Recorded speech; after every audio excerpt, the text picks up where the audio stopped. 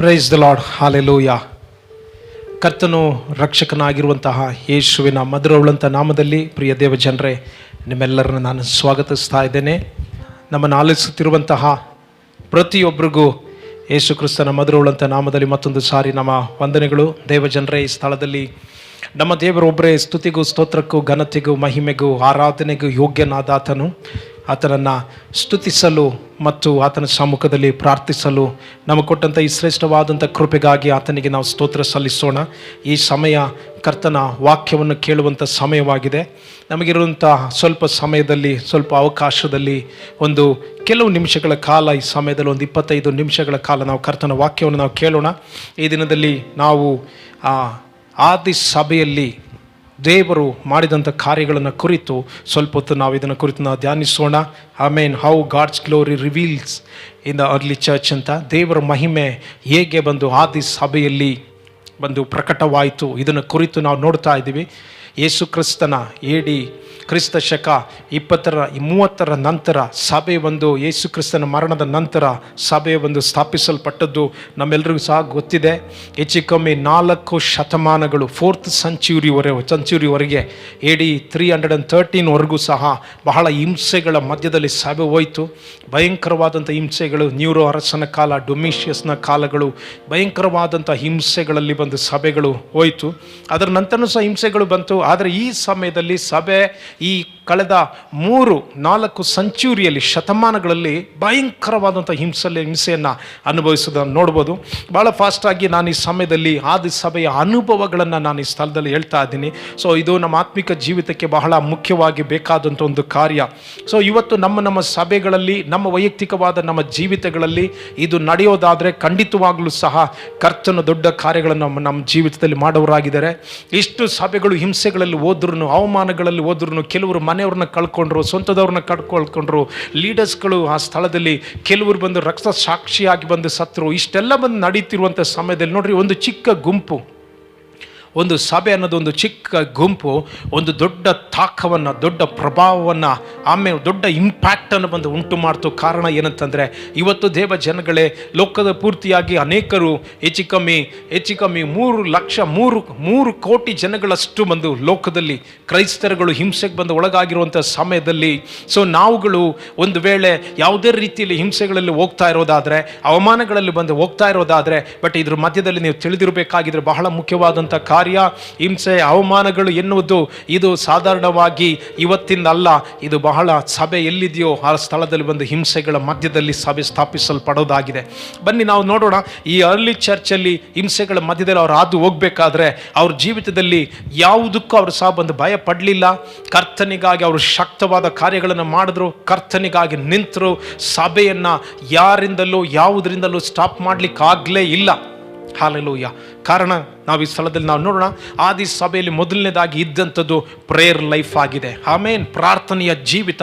ಸಭೆಯಲ್ಲಿ ದೇವರ ಮಹಿಮೆ ಪ್ರಕಟ ಆಗಬೇಕಂದ್ರೆ ಮೊದಲನೇದಾಗಿ ಬೇಕಾಗಿರೋದು ಪ್ರಾರ್ಥನೆ ಜೀವಿತ. ಸೇವಕರುಗಳ ಮಧ್ಯದಲ್ಲಿ, ವಿಶ್ವಾಸಿಗಳ ಮಧ್ಯದಲ್ಲಿ. ಆಮೇನ್. ಆದಿ ಸಭೆ ಪ್ರಾರ್ಥನೆ ಮಾಡದೆ ಯಾವುದು ಸಹ ಡಿಸಿಷನ್ನ ತೆಗೆದುಕೊಂಡಿಲ್ಲ. ಅವ್ರು ಏನು ಮಾಡೋದಾದರೂ ಪ್ರಾರ್ಥನೆನ ಮಾಡ್ತಾ ಇದ್ರು. ಪ್ರತಿಯೊಂದನ್ನು ಪ್ರಾರ್ಥನೆಯಿಂದಲೇ ಆರಂಭಿಸ್ತಾ ಇದ್ರು, ಪ್ರಾರ್ಥನೆಯಿಂದಲೇ ಮುಗಿಸ್ತಾ ಇದ್ರು. ಹಿಂಸೆಗಳು ಬರಬೇಕಾದ್ರೆ, ಅವಮಾನಗಳು ಬರಬೇಕಾದ್ರೆ, ಹೋರಾಟಗಳು ಬರಬೇಕಾದ್ರೆ ಅವ್ರಿಗೋಸ್ಕರ ಅವ್ರಿಗೆ ಸಹಾಯ ಮಾಡಲಿಕ್ಕೆ ಯಾರೂ ಸಹ ಇಲ್ಲ. ಆಲೋಚನಾ ಸಂಘದವರಾಗಲಿ ಮತ್ತು ಹಿರಿ ಸಭೆಯವರಾಗಲಿ, ಫರಿಸಾಯರುಗಳು, ಸದುಕಾರಿಗಳು, ನ್ಯಾಯಶಾಸ್ತ್ರಿಗಳು, ರೋಮನ್ ಸೋಲ್ಜರ್ಸ್ಗಳು, ರೋಮನ್ ಗವರ್ಮೆಂಟ್ಗಳು ಯಾರು ಸಹ ಅವ್ರಿಗೋಸ್ಕರ ಸಹಾಯ ಮಾಡೋರು ಇರಲಿಲ್ಲ ಪ್ರಿಯ ದೇವ ಜನರೇ. ಬಟ್ ಅವರು ಒಂದೇ ತನ್ನನ್ನು ಅವ್ರ ಪೂರ್ಣವಾದಂಥ ವಿಶ್ವಾಸ, ಪೂರ್ಣವಾದಂಥ ಭರವಸೆ ಅವರು ದೇವರ ಮೇಲೆ ಇಟ್ಟಂಥವರಾಗಿದ್ದರು. ಹಾಲೆಲೂಯಾ. ಅದಕ್ಕೋಸ್ಕರ ಅವರು ಪ್ರಾರ್ಥನೆ ಇಲ್ಲದಲೇ ಯಾವ ಕಾರ್ಯಗಳನ್ನು ಮಾಡ್ತಾ ಇರಲಿಲ್ಲ. ಸೊ ಅವ್ರ ಜೀವಿತದಲ್ಲಿ ಪ್ರಾರ್ಥನೆ ಎಲ್ಲವೂ ಸಹ ಆಗಿತ್ತು. ಇವತ್ತು ದೇವ ಜನಗಳೇ, ನಿಮಗೂ ಮತ್ತು ನನಗೂ ನಮ್ಮ ಜೀವಿತದಲ್ಲಿ ಒಂದು ಪ್ರಾರ್ಥನೆ ಜೀವಿತ ಅನ್ನೋದು ಬಹಳ ಮುಖ್ಯವಾಗಿದೆ. ಆಮೇಲೆ ಉತ್ತರ ಬರುವವರೆಗೂ ನಾವು ಪ್ರಾರ್ಥಿಸಬೇಕು. ಪ್ರಾರ್ಥನೆಯಲ್ಲಿ ನಮಗೊಂದು ಹೋರಾಟ ಇರಬೇಕು, ಹೋರಾಡಬೇಕಾಗಿದೆ. ಆಸಕ್ತಿಯಿಂದ ಪ್ರಾರ್ಥಿಸಬೇಕು, ಉತ್ತರ ಸಿಗುವವರೆಗೂ ಪ್ರಾರ್ಥಿಸಬೇಕು. ಪ್ರಾರ್ಥನೆಯಲ್ಲಿ ದೇವರ ಶಕ್ತಿನ ನಾವು ಕಾಣಬೇಕು. ಪ್ರಾರ್ಥನೆ ನಮಗೆ ಎಡಬಿಡದಂಥ ಒಂದು ಪ್ರಾರ್ಥನೆ ನಮ್ಮ ಜೀವಿತದಲ್ಲಿ ಇರಬೇಕಾಗಿರೋದು ಬಹಳ ಮುಖ್ಯವಾದದ್ದಾಗಿದೆ. ಆದರೂ ಪ್ರಾರ್ಥನೆ ಅನ್ನೋದೊಂದು ದೇವರ ಚಿತ್ತದ ರೀತಿಯಲ್ಲಿ ನಾವು ಪ್ರಾರ್ಥಿಸೋದಾದ್ರೆ ಅದರಲ್ಲಿ ಕರ್ತನ ಕರವು ಚಲಿಸೋದನ್ನ ಮತ್ತು ದೇವರ ರಾಜ್ಯವು ಸ್ಥಾಪಿಸಲ್ಪಡೋದನ್ನ ನಾವು ನೋಡ್ಬೋದಾಗಿದೆ. ಹಲ್ಲೆಲೂಯಾ. ಅಪೊಸ್ತಲರು 2ನೇ ಅಧ್ಯಾಯದಲ್ಲಿ 42ನೇ ವಾಕ್ಯ ಹೇಳ್ತಾ ಇದೆ, ರಕ್ಷಣೆ ಹೊಂದಿದಂತಹ 3,000 ಜನಗಳು ಇವರೆಲ್ಲರೂ ಸಹ ಪ್ರಾರ್ಥನೆಯಲ್ಲಿ ನಿರತರಾಗಿದ್ರು ಅಂತ. ಆಮೇನ್. ಪರಿಶುದ್ಧಾತ್ಮನ ಅಭಿಷೇಕಕ್ಕೋಸ್ಕರ ಮಾರ್ಕನ ಮೇಲಂತಸ್ತಿನಲ್ಲಿ ಅಪೊಸ್ತಲರು 1ನೇ ಅಧ್ಯಾಯದಲ್ಲಿ 14ನೇ ವಾಕ್ಯ ಹೇಳ್ತಾ ಇದೆ, ಅವರೆಲ್ಲರೂ ಸಹ ಪ್ರಾರ್ಥನೆಯಲ್ಲಿ ನಿರತರಾಗಿದ್ರು ಅಂತ. ಹಾಲೆಲೂಯಾ, ಎಷ್ಟು ಅದ್ಭುತವಾದದ್ದು ದೇವ ಜನಗಳೇ. ಆಮೇನ್. ಆ ಸ್ಥಳದಲ್ಲಿ 11 ಜನರ ಅಪೊಸ್ತಲರ ಮಧ್ಯದಲ್ಲಿ ಇನ್ನೊಬ್ಬನ ಯೂದನಿಗೆ ಬದಲಾಗಿ ಆರಿಸ್ಕೊಳ್ಬೇಕಾಗಿತ್ತು. ಅವರೆಲ್ಲರೂ ಚೀಟು ಹಾಕಿ ಆ ಸ್ಥಳದಲ್ಲಿ ಪ್ರಾರ್ಥನೆ ಮಾಡಿ ಚೀಟು ಹಾಕಿ ಒಬ್ಬನ್ನ ಬಂದು ಚೂಸ್ ಮಾಡಿದ್ರು, ಮತ್ತಿಯನನ್ನ. 1ನೇ ಅಧ್ಯಾಯದಲ್ಲಿ ಅಪೊಸ್ತಲರು 24ನೇ ವಾಕ್ಯ ಹೇಳ್ತಾ ಇದೆ. ಹಾಲೆಲೂಯಾ, ಎಷ್ಟು ಅದ್ಭುತ. ಹಿಂಸೆಗಳು ಬರಬೇಕಾದ್ರೆ ಹಿಂಸೆಗಳ ಮಧ್ಯದಲ್ಲಿ ಸಭೆ ಬಂದು ಪ್ರಾರ್ಥನೆ ಮಾಡ್ತು, ಪ್ರೇಯರು. ಆದಿ ಸಭೆಯಲ್ಲಿ ದೇವರಾತ್ಮನು ಚಲಿಸಿದಂಥ ಮುಖ್ಯವಾದ ಉದ್ದೇಶ ಕಾರಣ ಏನಂತಂದ್ರೆ ಇವರೆಲ್ಲರೂ ಸಹ ಪ್ರೇಯರ್ ಲೈಫ್ ಇತ್ತು. ಹಲ್ಲೆಲೂಯಾ. ಇವತ್ತು ಸಮಸ್ಯೆಗಳು ಬರಬೇಕಾದ್ರೆ ನಾವು ಯಾವ MLA ಹತ್ರ ಹೋಗೋಣ, ಯಾವ MP ಹತ್ರ ಹೋಗೋಣ, ಯಾವ ವ್ಯಕ್ತಿಗಳ ಹತ್ರ ಹೋಗೋಣ, ಯಾವ ಕಾರ್ಪೊರೇಟರ್ ಹತ್ರ ಹೋಗೋಣ, ಇಲ್ಲಾಂದ್ರೆ ಯಾವ ಜನಗಳ ಹತ್ರ ನಾವು ಹೋಗೋಣ ಇನ್ಫ್ಲೂಯೆನ್ಸ್ಗಾಗಿ. ಅವ್ರಿಗೆ ನೋಡಿ ಯಾರೂ ಸಹ ಇರಲಿಲ್ಲ. ಬಟ್ ಒಂದೇ ಒಂದು, ಯಾವುದೇ ಪರಿಸ್ಥಿತಿಯಲ್ಲೂ ಸಹ ನಾವು ಪ್ರಾರ್ಥಿಸುವಂಥ ಜನಗಳಾಗಿರಬೇಕು, ಪ್ರಾರ್ಥನೆ ಮಾಡಬೇಕು, ಪ್ರಾರ್ಥನೆಯಲ್ಲಿ ತೆಗೆದುಕೊಂಡು ಬರಬೇಕು, ಪ್ರಾರ್ಥನೆಯಲ್ಲಿ ದೇವರ ಸಮ್ಮುಖದಲ್ಲಿ ಒಪ್ಪಿಸ್ಕೊಡ್ಬೇಕು, ಪ್ರಾರ್ಥನೆಯಲ್ಲಿ ನಾವು ಕೂಗಬೇಕು, ದೇವರ ಹತ್ರ ಮೊರೆ ಇಡಬೇಕಾಗಿದೆ, ಪ್ರೇಯರ್ ಆಗಿದೆ. ಈ ಪ್ರಾರ್ಥನೆ ಜೀವಿತ ನಮಗಿರಬೇಕಾಗಿದ್ದು ಬಹಳ ಮುಖ್ಯವಾದ 1ನೇದಾಗಿ. ಸೊ 2ನೇದಾಗಿ ಬನ್ನಿರಿ, ಆದಿ ಸಭೆಯಲ್ಲಿ ದೇವರ ಮಹಿಮೆನ ಇಷ್ಟು ಹಿಂಸೆಗಳ ಮಧ್ಯದಲ್ಲಿ ಅವರು ಕಾಣಲು ಮುಖ್ಯವಾದ ಕಾರಣ ಏನು ಗೊತ್ತಾ? ಅವ್ರ ಮಧ್ಯದಲ್ಲಿ ಇದ್ದಂಥ ಯೂನಿಟಿ ಆಗಿತ್ತು, ಐಕ್ಯ. ವಿಶ್ವಾಸಿಗಳ ಮಧ್ಯದಲ್ಲಿ, ಸೇವಕರುಗಳ ಮಧ್ಯದಲ್ಲಿ, ಸಭಾಪಾಲಕರುಗಳ ಮಧ್ಯದಲ್ಲಿ, ಅಪೊಸ್ತಲರುಗಳ ಮಧ್ಯದಲ್ಲಿ ಪ್ರತಿಯೊಬ್ಬರು ಒಬ್ರಿಗೊಬ್ರು ಇವರೆಲ್ಲರೂ ಸಹ ಐಕ್ಯದಿಂದ ಇದ್ರು. ಆಮೇನ್. ಎಲ್ಲಿ ಐಕ್ಯ ಇದೆಯೋ ಆ ಸ್ಥಳದಲ್ಲಿ ದೇವರ ಶಕ್ತಿ ಪ್ರಕಟ ಆಗುತ್ತೆ, ದೇವರ ಮಹಿಮೆ ಪ್ರಕಟ ಆಗುತ್ತೆ. ಸೈತಾನನು ಸಭೆಗಳನ್ನ ಹೊಡಿಲಿಕ್ಕೆ ನೋಡ್ತಾನೆ, ಕುಟುಂಬಗಳನ್ನ ಹೊಡಿಲಿಕ್ಕೆ ನೋಡ್ತಾ ಇದ್ದಾನೆ, ಸೇವಕರು ವಿಶ್ವಾಸಿಗಳ ಮಧ್ಯದಲ್ಲಿ, ಲೀಡರ್ಸ್ಗಳ ಮಧ್ಯದಲ್ಲಿ ವಿಭಜನೆ ತೆಗೆದುಕೊಂಡು ಬರ್ಲಿಕ್ಕೆ ನೋಡ್ತಾ ಇದ್ದಾನೆ. ಆದರೆ ದೇವ ಜನರೇ, ಸಭೆ ಯೂನಿಟಿಗಾಗಿ ಬಂದು ಒಪ್ಪಿಸ್ಕೊಡ್ಬೇಕಾಗಿದೆ. ಆಮೇನ್. ಪ್ರತಿಯೊಬ್ಬರ ಕೆಲಸ ಐಕ್ಯಕ್ಕೋಸ್ಕರ ವರ್ಕೌಟ್ ಮಾಡೋದು, ಐಕ್ಯಕ್ಕೋಸ್ಕರ ಪ್ರಯಾಸ ಪಡೋದು ಪ್ರತಿಯೊಬ್ಬರ ಕೆಲಸವಾಗಿದೆ. ಆಮೇನ್. ಹಾಲೆಲೂಯಾ. ಸೊ ನಮ್ಮ ಜೀವಿತದಲ್ಲಿ ಇವತ್ತು ನಾವು ನೋಡೋಣ, ನನ್ನ ಆಲಿಸ್ತಿರುವಂಥ ದೇವ ಜನಗಳೇ, ನೀವು ಯಾರಾದರೂ ಒಂದು ವೇಳೆ ಯಾರ ಮೇಲಾದರೂ ಮನಸ್ತಾಪಗಳು ಇರೋದಾದರೆ, ಫ್ಯಾಮಿಲಿಯಲ್ಲಿ, ಕುಟುಂಬದಲ್ಲಿ, ಸಭೆಯಲ್ಲಿ, ಹೊರಗಡೆ ಒಳಗಡೆ ಪ್ರತಿಯೊಂದು ವಿಶ್ವಾಸಿಗಳ ಮಧ್ಯ, ಸೇವಕರುಗಳ ಮಧ್ಯ, ಲೀಡರ್ಸ್ಗಳ ಮಧ್ಯ ದಯವಿಟ್ಟು ಮನಪೂರ್ವಕವಾಗಿ ಕ್ಷಮಿಸಿ ಅವ್ರ ಜೊತೆಲಿ ನೀವು ಒಂದಾಗೋದಾದರೆ, ಹಾಲೆಲೂಯಾ. ನೋಡ್ರಿ, ಆದಿ ಸಭೆ, first ministry, early church ministry, it is team work. Hallelujah. ಅದು ಒಂದು ಟೀಮ್ ವರ್ಕ್ ಆಗಿದೆ, ತಂಡವಾಗಿ ಮಾಡೋದಂತಾಗಿದೆ. ಆಮೇನ್. ಸಿಂಗಲ್ ಆಗಿ, ದಯವಿಟ್ಟು ಹೇಳ್ತಾ ಇದ್ದೀನಿ, ಸಿಂಗಲ್ ಆಗಿ ನಿಲ್ಬೇಡ್ರಿ. ನಿಮ್ಮ ಜೊತೆಲಿ ಬಂದು ಕೆಲವು ಸೇವಕರುಗಳನ್ನ ತೆಗೆದುಕೊಳ್ರಿ, ವಿಶ್ವಾಸಿಗಳನ್ನ ತೆಗೆದುಕೊಳ್ರಿ, ಲೀಡರ್ಸ್ಗಳನ್ನ ತೆಗೆದುಕೊಳ್ರಿ. ದಯವಿಟ್ಟು ಸಿಂಗಲ್ ಆಗಿ ಇರಬೇಡ್ರಿ, ಟೀಮ್ ಆಗಿ. So entire ministry it must be A team work. Hallelujah. Team ಆಗಿ ಮಾಡೋದಾದ್ರೆ ಖಂಡಿತವಾಗ್ಲೂ ದೇವರ ರಾಜ್ಯವನ್ನ ಯೇಸು ಸ್ವಾಮಿ ಹೇಳಿದ್ರು, ತನ್ನ ತಾನೇ ಬೇರ್ಪಡಿಸಿ ಇಡಲ್ಪಟ್ಟಂತ ರಾಜ್ಯ, ಕುಟುಂಬವಾಗ್ಲಿ ಯಾವುದಾಗ್ಲಿ ಅದು ನೆಲೆ ನಿಲ್ಲೋದಿಲ್ಲ ಅಂತ. ಆಮೇಲೆ ಅಪಾಸ್ಟಲಿಕ್ ಮಿನಿಸ್ಟ್ರಿ ಅನ್ನೋದೊಂದು ಟೀಮ್ ವರ್ಕ್ ಆಗಿತ್ತು. ಈ ಎಂಟೈರ್ ಮಿನಿಸ್ಟ್ರಿ ಒಂದು ಟೀಮ್ ವರ್ಕ್ ಆಗಿ ಬದಲಾಗಲಿ. ಆಮೇನ್. 1ನೇ ಅಧ್ಯಾಯ ಅಪೊಸ್ತಲರ 14ನೇ ವಾಕ್ಯದಲ್ಲಿ ಹೇಳ್ತಾ ಇದೆ, ಅವರೆಲ್ಲರೂ ಏಕ ಮನಸ್ಸಾಗಿ ಒಂದೇ ಸ್ಥಳದಲ್ಲಿ. ಅಪೊಸ್ತಲರ 2ನೇ ಅಧ್ಯಾಯದಲ್ಲಿ 1-2ನೇ ವಾಕ್ಯ ಹೇಳ್ತಾ ಇದೆ, ಅವರೆಲ್ಲರೂ ಏಕ ಮನಸ್ಸಿನಿಂದ ಒಂದೇ ಸ್ಥಳದಲ್ಲಿ. ಹಲ್ಲೆಲೂಯಾ. ಅಪೊಸ್ತಲರ 2ನೇ ಅಧ್ಯಾಯದಲ್ಲಿ 11ನೇ ವಾಕ್ಯ ಹೇಳ್ತಾ ಇದೆ, ಇವರೆಲ್ಲರೂ ಏಕ ಮನಸ್ಸಿನಿಂದ ಪೇತ್ರನ ಜೊತೆಯಲ್ಲಿ ಎದ್ದು ನಿಂತು ನಿನ್ನ ಪ್ರಸಂಗಿಸಂತ ಬಿಟ್ಟರು. ಆಮೇನ್. ಯಾವಾಗ ಪವಿತ್ರಾತ್ಮನು ಆ ಸ್ಥಳದಲ್ಲಿ ಪವಿತ್ರಾತ್ಮನಿಗೆ ಅವರು ಸಮರ್ಪಿಸಿ ಕೊಟ್ಟರು, ಅದಕ್ಕಿಂತ ಮುಂಚೆ ಯೇಸು ಸ್ವಾಮಿ ಜೊತೆಲಿ 3.5 ವರ್ಷಗಳ ಕಾಲ ನಡೆದಂಥ ಶಿಷ್ಯಂದ್ರಗಳು ಒಬ್ಬನು ಸಹ ಚೇಂಜ್ ಆಗಲಿಲ್ಲ. ಬಹಳಷ್ಟು ಪಾರ್ಶಿಯಾಲಿಟಿ, ಈಗೋ, ಈ ರೀತಿಯಾದ ಕಾರ್ಯಗಳು ಇರಬೇಕಾದ್ರೆ ಪವಿತ್ರಾತ್ಮನ ಬಂದು ಅವ್ರನ್ನ ಟೋಟಲ್ ಆಗಿ ಚೇಂಜ್ ಮಾಡಿದ್ರು. ಪವಿತ್ರಾತ್ಮನಿಗೆ ಅವರು ಸಂಪೂರ್ಣವಾಗಿ ಒಪ್ಪಿಸ್ಕೊಟ್ರು. ಆ ಸ್ಥಳದಲ್ಲಿ ಒಂದು ಐಕ್ಯವನ್ನು ಪವಿತ್ರಾತ್ಮನ ತೆಗೆದುಕೊಂಡು ಬಂದರು. ದೇವ ಜನಗಳ ಸಭೆಯನ್ನ, ನಿಮ್ಮ ಕುಟುಂಬವನ್ನ, ಆಮೇನ್, ನಿಮ್ಮ ಐಕ್ಯವನ್ನ ಒಡೆದಾಕ್ಲಿಕ್ಕೋಸ್ಕರ ಸೈತಾನ ಬಂದು ನೋಡ್ತಾ ಇರಬೇಕಾದ್ರೆ ಅವನ ಬಲಗಳನ್ನು ಮುರಿದು ನೀವು ಅದಕ್ಕಾಗಿ ಬಿಟ್ಕೊಡ್ಬಾರ್ದು. ನೀವು ಅವನ ಬಲಗಳನ್ನು ಮುರಿದು ನೀವು ನಿಲ್ಲಬೇಕಾಗಿದೆ. ಹಲ್ಲೆಲೂಯಾ. ಆಮೇನ್. ವಾಕ್ಯ ಬಂದು ಹೇಳ್ತಾ ಇದೆ, ಅಪೊಸ್ತಲರ 4ನೇ ಅಧ್ಯಾಯದಲ್ಲಿ 32ನೇ ವಾಕ್ಯ, ಸಭೆಯವರ ಹೃದಯ ಮತ್ತು ಪ್ರಾಣ ಒಂದಾಗಿತ್ತು. ಹಲ್ಲೆಲೂಯಾ. ಇವರೆಲ್ಲರ ಹೃದಯಗಳು, ಪ್ರಾಣಗಳು ಒಂದೇ ಆಗಿತ್ತು. ಅದಕ್ಕೋಸ್ಕರನೇ ಪವಿತ್ರಾತ್ಮನ ಈಸಿಯಾಗಿ ಚರಿಸ್ಲಿಕ್ಕಾಯ್ತು. ಅದಕ್ಕೋಸ್ಕರನೇ ಸಭೆ ಆ ಸ್ಥಳದಲ್ಲಿ ದೇವರ ಮಹಿಮೆನ ಕಂಡ್ರು. ಆಮೇನ್. ನೆಕ್ಸ್ಟ್ ಸಭೆ 4ನೇ ಅಧ್ಯಾಯದಲ್ಲಿ 24ನೇ ವಾಕ್ಯ ಹೇಳ್ತಾ ಇದೆ, ಸಭೆಗಳಲ್ಲಿ ಎಲ್ಲ ಸಮಯದಲ್ಲಿ, ಯಾವುದೇ ಸಮಯಗಳಲ್ಲಿ, ಯಾವುದೇ ಪರಿಸ್ಥಿತಿಗಳಲ್ಲಿ ಹೋರಾಟಗಳು ಬರಲಿ, ಹಿಂಸೆಗಳು, ಅವಮಾನಗಳು ಬರಲಿ, ಇವರೆಲ್ಲರೂ ಸಹ ಕೂಡಿ ಬರ್ತಾ ಇದ್ರು. ಕೂಡಿ ಬಂದು ಏಕ ಮನಸ್ಸಿನಿಂದ ಕರ್ತನನ್ನು ಸ್ತುತಿಸಿ ಆರಾಧಿಸ್ತಾ ಇದ್ರು, ಮಹಿಮೆ ಪಡಿಸ್ತಾ ಇದ್ರು, ಪ್ರಾರ್ಥಿಸ್ತಾ ಇದ್ರು. ಅವರು ಪಟ್ಟಂತ ಪ್ರಯಾಸಗಳಿಗೆ ಅವರೆಲ್ಲರೂ ಸಹ ದೇವರಿಗೆ, ಹಿಂಸೆಗಳು ಏನೇ ಬರಲಿ ಅದಕ್ಕಾಗಿ ದೇವರಿಗೆ ಥ್ಯಾಂಕ್ಸ್ ಹೇಳ್ತಾ ಇದ್ರು. ಆಮೇನ್. ಹಲ್ಲೆಲೂಯಾ. ಸೊ ಇವತ್ತು ಮೊದಲನೇದಾಗಿ ನಾವು ನೋಡಿದ್ದು ಆದಿ ಸಭೆಯಲ್ಲಿ ದೇವರ ಮಹಿಮೆನ ಯಾಕೆ ಅವರು ಅಷ್ಟು ಅತಿ ಬೇಗನೆ ಕಂಡ್ರು ಅಂತ ಹೇಳಿದ್ರೆ, ಯಾಕೆ ಆದಿ ಸಭೆ ನೋಡ್ರಿ, ಒಂದು ಚಿಕ್ಕ ಸಭೆ ಇದ್ದಂತಹ ಎಷ್ಟು 12 ಜನ, ಅದರಲ್ಲಿ 120 ಜನ, 120 ಜನದಿಂದ 3000 ಜನ, ನಂತರ 5000 ಜನ, ನಂತರ ಸಭೆ ಲೆಕ್ಕ ಇಲ್ಲದಷ್ಟು ಬೆಳೆಯಲು ಪ್ರಾರಂಭವಾಯಿತು. ಹಲ್ಲೆಲೂಯಾ. ದೇವ ಜನಗಳೇ, ನನ್ನ ಮತ್ತು ನಿಮ್ಮ ಜೀವಿತದಲ್ಲಿ ಪ್ರೇಯರ್ ಲೈಫು ಮತ್ತು ಎರಡನೇದಾಗಿ ಐಕ್ಯವು ಬಹಳ ಮುಖ್ಯ. ಓಕೆ, ನೆಕ್ಸ್ಟ್ ಮೂರನೇದಾಗಿ ನೋಡೋಣ. ಯಾಕೆ ಒಂದು ಆದಿ ಸಭೆಯಲ್ಲಿ ಅವರು ದೇವರ ಮಹಿಮೆನ ಕಂಡ್ರು ಅಂತ ಹೇಳಿದ್ರೆ, they gave priority, first priority to the word of God. Hallelujah. ದೇವರ ವಾಕ್ಯಕ್ಕೋಸ್ಕರ ಮೊದಲನೇ ಆದ್ಯತೆಯನ್ನು ಕೊಟ್ಟರು, ವಾಕ್ಯವನ್ನು ಕೇಳುವುದಕ್ಕೋಸ್ಕರ. ಆಮೇನ್. ಪ್ರಸಂಗವನ್ನು ಕೇಳುವುದಕ್ಕೋಸ್ಕರ. ಯಾವ ರೀತಿಯಾದ ಪ್ರಸಂಗ ಅವರು ಕೇಳಿದ್ರು? ಯೇಸು ಸ್ವಾಮಿ ನಂಬಿದ್ರೆ ನಿನಗೆ ಹಣ ಸಿಗುತ್ತೆ, ಐಶ್ವರ್ಯ ಸಿಗುತ್ತೆ, ಅಂತಸ್ತು ಸಿಗುತ್ತೆ. ನೋ, ಇದು ಯಾವುದು ಪ್ರಸಂಗನ ಅವ್ರು ಕೇಳಲಿಲ್ಲ. ಯೇಸು ಸ್ವಾಮಿ ಹತ್ರ ಬಂದರೆ ನಿನಗೆ ಹೀಲಿಂಗ್ ನಡೆಯುತ್ತೆ, ಡೆಲಿವರೆನ್ಸ್ ನಡೆಯುತ್ತೆ, ಮಿರಕಲ್ ನಡೆಯುತ್ತೆ. ಇಲ್ಲ, ಯೇಸು ಸ್ವಾಮಿ ಹತ್ರ ಬಂದರೆ ನಿನಗೆ ಬ್ಲೆಸ್ಸಿಂಗ್ ಕೊಡ್ತಾರೆ. ಅವ್ರು ಯಾವತ್ತೂ ಸಹ ಪ್ರಾಫಿಟ್ಗೋಸ್ಕರ, ತನ್ನ ಪ್ರಾಫಿಟ್ಗೋಸ್ಕರ ಬದುಕಿದವರಲ್ಲ, ದೇವರ ಪ್ರಾಫಿಟ್ಗಾಗಿ, ಹಲ್ಲೆಲೂಯಾ, ದೇವರ ಲಾಭಕ್ಕಾಗಿ ಅವ್ರು ಬದುಕಿದಂಥ ಜನಗಳಾಗಿದ್ರು. ಯಾಕಂದ್ರೆ ಅವರೆಲ್ಲರೂ ಸಹ ಕ್ರೈಸ್ಟ್ ಮೈಂಡೆಡ್ ಆಗಿದ್ರು. ಆಮೇನ್. ಹೇಗಾದರೂ ಕ್ರಿಸ್ತನ ಮಹಿಮೆ ಹೊಂದಬೇಕು. ಅಪೊಸ್ತಲರ ಟೀಚಿಂಗ್ಸ್ಗಳು ನೋಡ್ರಿ, ಇವತ್ತಿನ ಟೀಚಿಂಗ್ಸ್ಗೂ ಅಪೊಸ್ತಲರ ಟೀಚಿಂಗ್ಸ್ಗಳಿಗೂ ಬಹಳ ವ್ಯತ್ಯಾಸ ಇದೆ. ಇವತ್ತಿನ ಟೀಚಿಂಗ್ಸು ನೀನು ಕ್ರಿಸ್ತನ ಹತ್ರ ಬಂದರೆ ಏನು ಸಿಗುತ್ತೆ ಅದು ಬಂದು ಹೇಳ್ತಾ ಇದೆ. ನಿನ್ಗಿರುವಂಥ ಬೆನಿಫಿಟ್ಸ್ಗಳೆಲ್ಲ ಎಷ್ಟಿದೆ ನೋಡು, ಇಷ್ಟೆಲ್ಲ ಇದೆ. ಯೇಸು ಸ್ವಾಮಿ ಹತ್ರ ಬಂದರೆ ಇವತ್ತಿನ ಸಭೆಗಳು ತೋರಿಸ್ತಾ ಇರೋದು ಬಹಳಷ್ಟು. ಆಮೇನ್. ಇವತ್ತಿನ ಮಾಡ್ತಿರುವಂಥ ಬಹಳ ಪ್ರಸಂಗಗಳಲ್ಲಿ, ಇವತ್ತೆಷ್ಟು ಪ್ರಸಂಗಗಳು ಬಂದು ಬಹಳಷ್ಟು ಜನ, ಎಲ್ಲರೂ ಅಂತ ಹೇಳ್ತಾ ಇಲ್ಲ, ಬಟ್ ಬಹಳಷ್ಟು ಜನ ಮಾಡ್ತಿರುವಂಥ ಪ್ರಸಂಗಗಳು ಏನಿದೆ, ಇದೆಲ್ಲ ಅವರು ಅಪೊಸ್ತಲರುಗಳು ಮಾಡಿದ್ದು. ಅವರು ಪ್ರಸಂಗದಲ್ಲಿ ಯೇಸು ಕ್ರಿಸ್ತನ ಜನನ, ಯೇಸು ಕ್ರಿಸ್ತನ ಲೈಫ್, ಯೇಸು ಕ್ರಿಸ್ತನ ಮರಣ, ಯೇಸು ಕ್ರಿಸ್ತನ ಪುನರುತ್ಥಾನ, ನಿತ್ಯತೆ, ದೇವರ ರಾಜ್ಯ, ಇದು ಮಾತ್ರ ಬಿತ್ತು. ಅವ್ರ ಪ್ರಸಂಗದಲ್ಲಿ ಹಣ ಇರಲಿಲ್ಲ, ಐಶ್ವರ್ಯ ಇರಲಿಲ್ಲ, ಕಾರು ಬಂಗ್ಲೆ ಇರಲಿಲ್ಲ, ಮನೆ ಇರಲಿಲ್ಲ, ಆಸ್ತಿ ಇರಲಿಲ್ಲ, ನೇಮು ಫೇಮ್ ಇರಲಿಲ್ಲ. ಯೇಸು ಅವ್ರ ಪ್ರಸಂಗ ಎಲ್ಲ ಬರೀ ಜೀಸಸ್, ಅವ್ರ ಪ್ರಸಂಗ ಎಲ್ಲ ಬರೀ ಯೇಸು ಆಗಿದ್ರು. ಅದಕ್ಕೋಸ್ಕರ ಜನಗಳು ಡೈವರ್ಟ್ ಆಗಲಿಲ್ಲ. ಇವತ್ತು ಚರ್ಚ್ ಡೈವರ್ಟ್ ಆಗ್ತಾ ಇದೆ. ಕಾರಣ ಏನು? ಟೀಚಿಂಗ್ಸ್ಗಳು, ಆ ರೀತಿಯಾದ ಪ್ರಸಂಗಗಳು.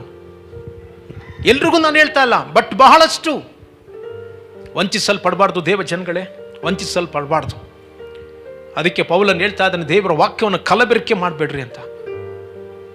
ಬಹಳ ಕೇರ್ಫುಲ್ ಆಗಿ ನಾವು ಇರಬೇಕಾಗಿದೆ.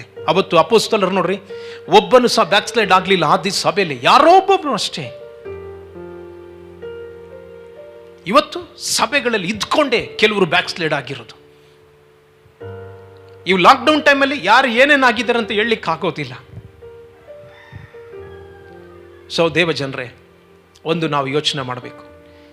ಎಲ್ಲ ವಾಕ್ಯಗಳನ್ನು ಎಲ್ಲವೂ ಸರಿ ಅಂತ ತೆಗೆದುಕೊಳ್ಬಾರ್ದು.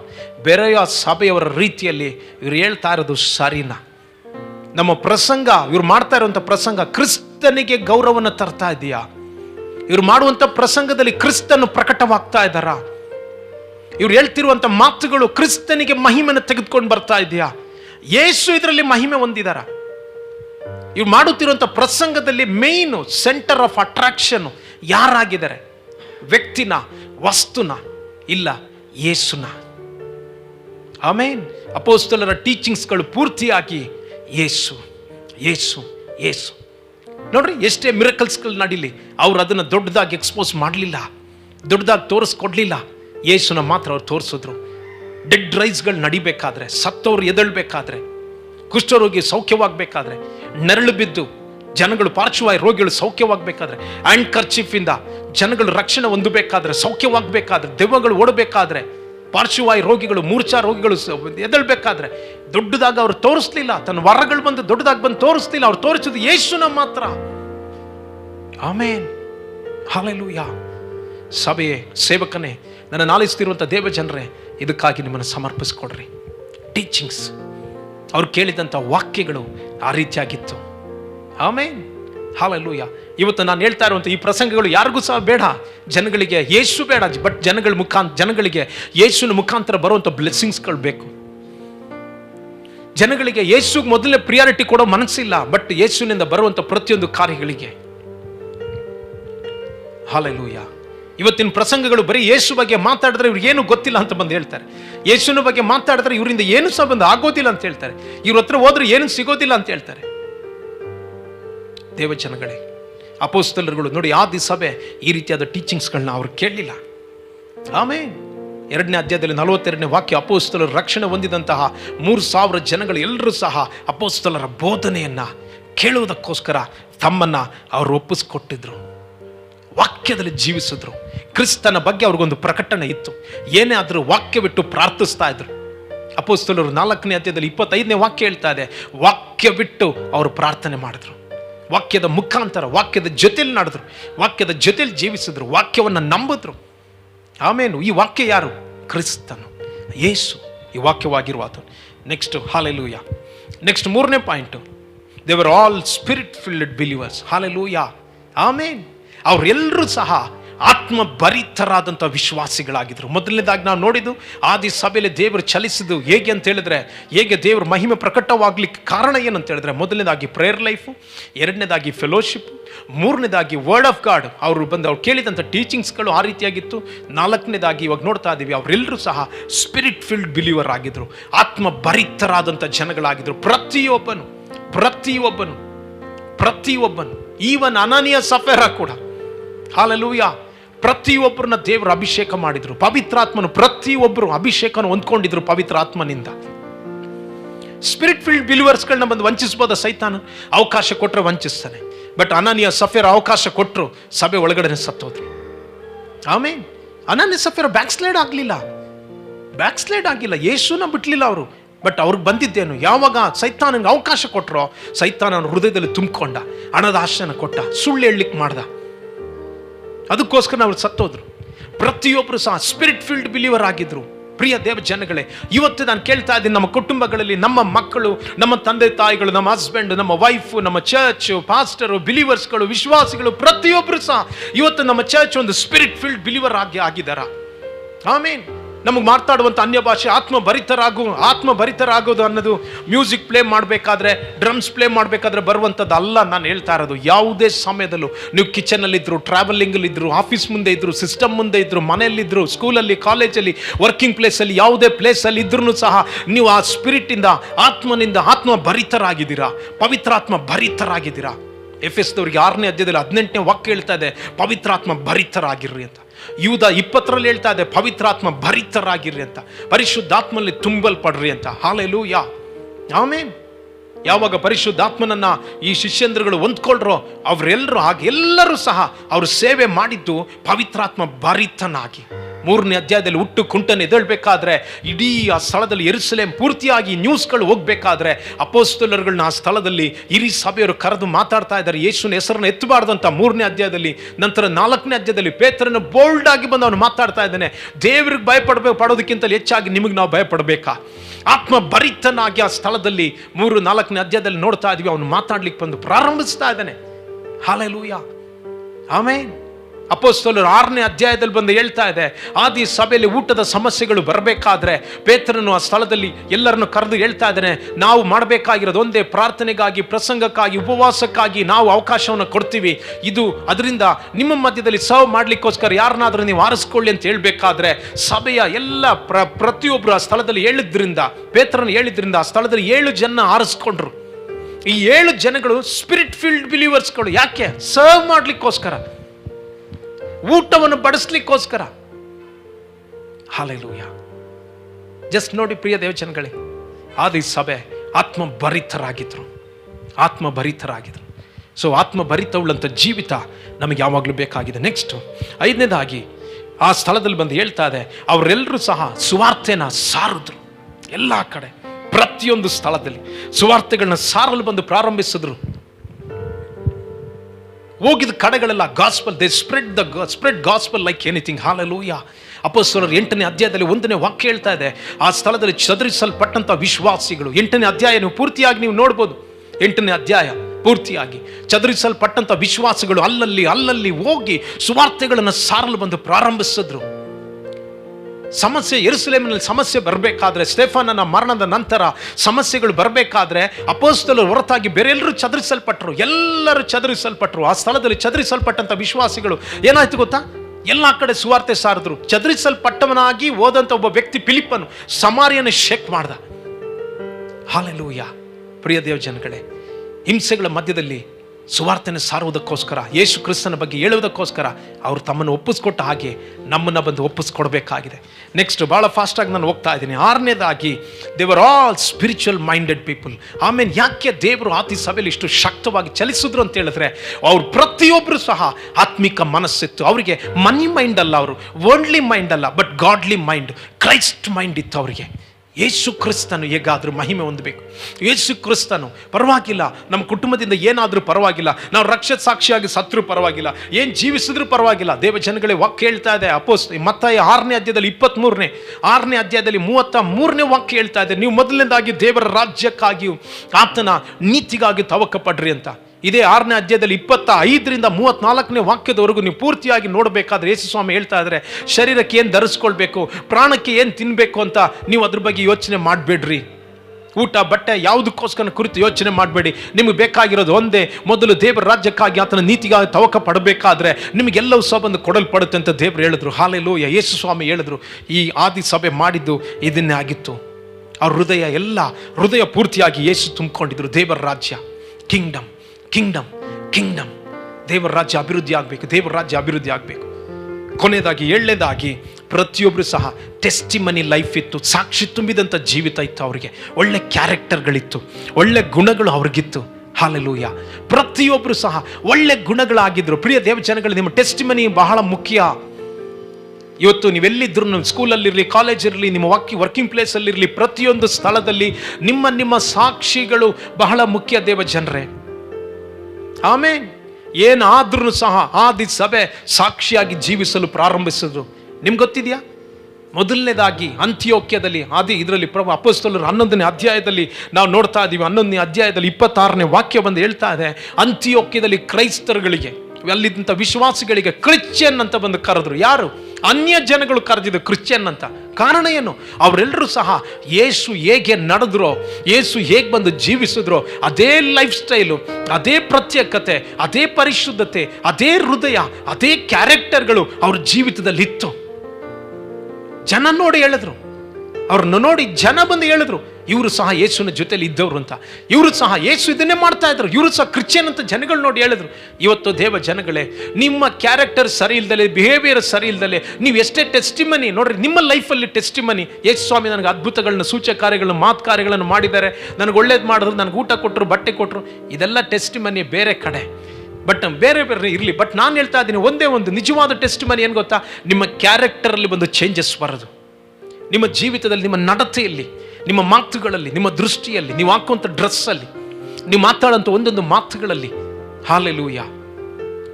ಆಮೇನ್. ಬೇರೆ ಜನಗಳನ್ನ ಕ್ರಿಸ್ತನ ಕಡೆಗೆ, ಭಕ್ತಿಯ ಕಡೆಗೆ, ಪರಿಶುದ್ಧತೆ ಕಡೆಗೆ, ಸತ್ಯದ ಕಡೆಗೆ.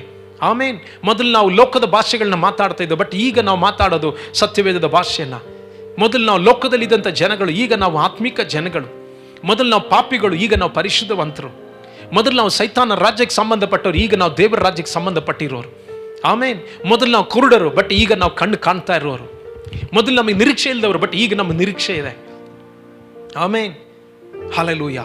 ಸಾಕ್ಷಿ ಉಳ್ಳಂಥ ಜೀವಿತ, ಆತ್ಮಿಕ ಜೀವಿತ, ವಿಶ್ವಾಸ ತುಂಬಿದಂಥ ಜೀವಿತ, ಪರಿಶುದ್ಧ ತುಂಬಿದಂಥ ಜೀವಿತ, ಭಕ್ತಿ ತುಂಬಿದಂಥ ಜೀವಿತ, ವೈರಾಗ್ಯ ತುಂಬಿದಂಥ ಜೀವಿತ, ತಾಳ್ಮೆ ತುಂಬಿದಂಥ ಜೀವಿತ, ಕ್ರೈಸ್ಟ್ ಲೈಕ್ನೆಸ್ ಇರುವಂಥ ಒಂದು ಜೀವಿತ, ಕ್ರಿಸ್ತನ ಸಾರೂಪ್ಯ ನಮ್ಮಿಂದ ಪ್ರಕಟವಾಗುವಂಥ ಜೀವಿತ. ಸೊ ಆದಿ ಸಭೆಯಲ್ಲಿ ಇದೆಲ್ಲ ಪ್ರಕಟವಾಯಿತು, ಶಕ್ತವಾಗಿ ಅವ್ರ ಮುಖಾಂತರ ಪ್ರಕಟವಾಯಿತು. ಕರ್ತನು ಆ ಸ್ಥಳದಲ್ಲಿ ದೇವರ ಮಹಿಮೆ ಬಲವಾಗಿ ಆದಿ ಸಭೆಯಲ್ಲಿ ಪ್ರಕಟವಾಯಿತು. ಹಲ್ಲೆಲೂಯಾ. ಕರ್ತನು ಸಭೆಗಳನ್ನ ದೃಢಪಡಿಸಿದ್ರು. ಒಂದು ಕಡೆ ಎಷ್ಟೋ ಹಿಂಸೆಗಳು, ಅವಮಾನಗಳು, ಹೋರಾಟಗಳು ಬರ್ತಾ ಇದ್ದಾರೆ. ರೋಮನ್ ಸೋಲ್ಜರ್ಸ್ಗಳು ಒಂದು ಕಡೆ, ಫರಿಸಾಯರು, ಸದುಕಾಯರು ಇನ್ನೊಂದು ಕಡೆ, ಶಾಸ್ತ್ರಿಗಳು ಇನ್ನೊಂದು ಕಡೆ, ಯಹೂದ್ಯರು ಇನ್ನೊಂದು ಕಡೆ, ಆ ರೋಮನ್ ಗೌರ್ಮೆಂಟು ಇನ್ನೊಂದು ಕಡೆ, ರೋಮನ್ ಸೋಲ್ಜರ್ಸ್ಗಳು, ಸೈತಾನನು.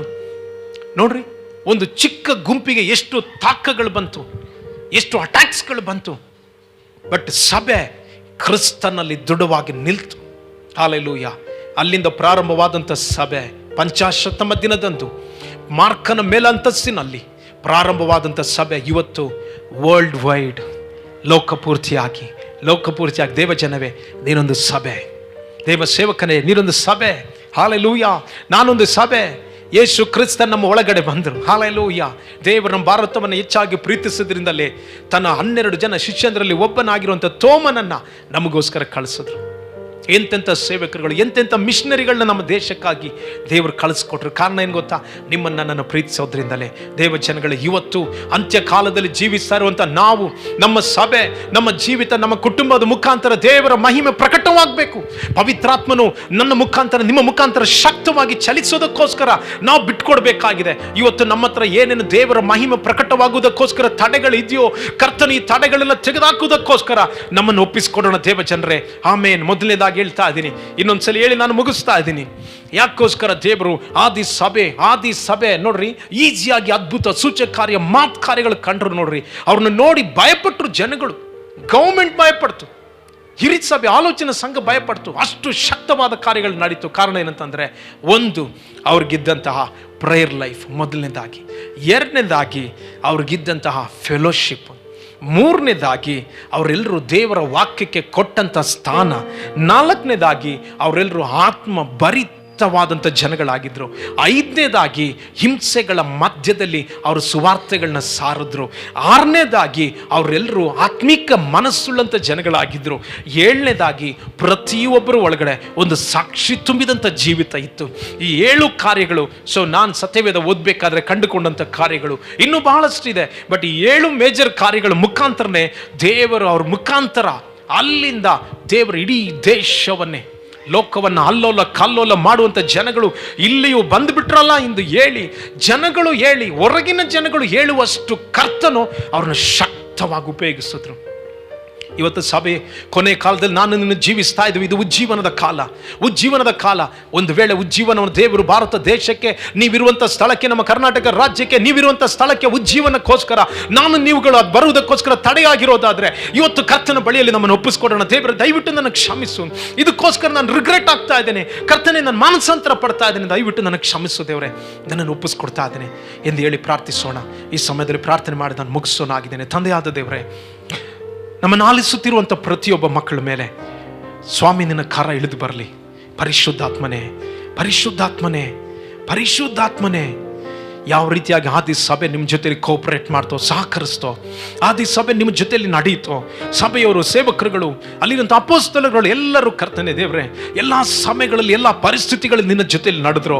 ಹಾಗೆ ಕರ್ತನೆ ಸಹಾಯ ಮಾಡು. ನನ್ನ ಆಲಿಸುತ್ತಿರುವಂಥ ಪ್ರತಿಯೊಬ್ಬರಿಗೂ ಕರ್ತನೆ, ಹಾಗೆ ನನಗೂ, ನಮಗೂ, ನಮ್ಮೆಲ್ಲರಿಗೂ ದೇವರೇ ಸಹಾಯ ಮಾಡು.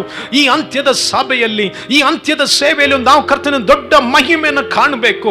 ನಿನ್ನ ಶಕ್ತಿಯು ಇದುವರೆಗೂ ದೇವರೇ ದೇಶದಲ್ಲಿ ಪ್ರಕಟ ಇರುವಷ್ಟು ಅಳತೆಯಲ್ಲಿ ನಮ್ಮ ದೇಶದಲ್ಲಿ ಕರ್ತನೆ, ನಮ್ಮ ರಾಜ್ಯದಲ್ಲಿ, ನಾವಿರುವಂತಹ ಸ್ಥಳದಲ್ಲಿ ಪ್ರಕಟವಾಗುವುದನ್ನ ಕಾಣಬೇಕಾಗಿದೆ. ರಾಜ ಸಹಾಯ ಮಾಡು. ಅದಕ್ಕೋಸ್ಕರ ನಮ್ಮಲ್ಲಿರುವಂತಹ ನನ್ನನ್ನು ಆಲಿಸುತ್ತಿರುವಂತಹ ಪ್ರತಿಯೊಬ್ಬ ಮಕ್ಕಳಲ್ಲಿರುವಂತಹ ಕರ್ತನೆ ತಡೆಗಳು, ಸ್ಟಂಬ್ಲಿಂಗ್ ಬ್ಲಾಕ್ಸ್ಗಳನ್ನ ದೇವರ ಪ್ರತಿಯೊಂದು ಕರ್ತನೆ ಎಲ್ಲ ತಡೆಗಳನ್ನ ತೆಗೆದಾಕು ಸ್ವಾಮಿ, ಶುದ್ಧೀಕರಿಸು. ನಿನ್ನ ಕರದಲ್ಲಿ ಎಲ್ಲರನ್ನು ಒಪ್ಪಿಸ್ಕೊಟ್ಟು ಪ್ರಾರ್ಥಿಸ್ತಾ ಇದ್ದೇನೆ. ಪ್ರಾರ್ಥನೆ ಕೇಳಿದಕ್ಕಾಗಿ ಸ್ತೋತ್ರ, ಯೇಸುವಿನ ನಾಮದಲ್ಲಿ ತಂದೆಯೇ, ಆಮೇನ್. God bless you. ಪ್ರಿಯ ದೇವಜನರೇ, ಕರ್ತನು ನಿಮ್ಮೆಲ್ಲರನ್ನು ಆಶೀರ್ವದಿಸಲಿ. ದೇವರ ಕರ, ದೇವರ ಕೃಪೆ ನಿಮ್ಮ ಜೊತೆಲಿ ಇರಲಿ. Thank you. Praise God. Amen.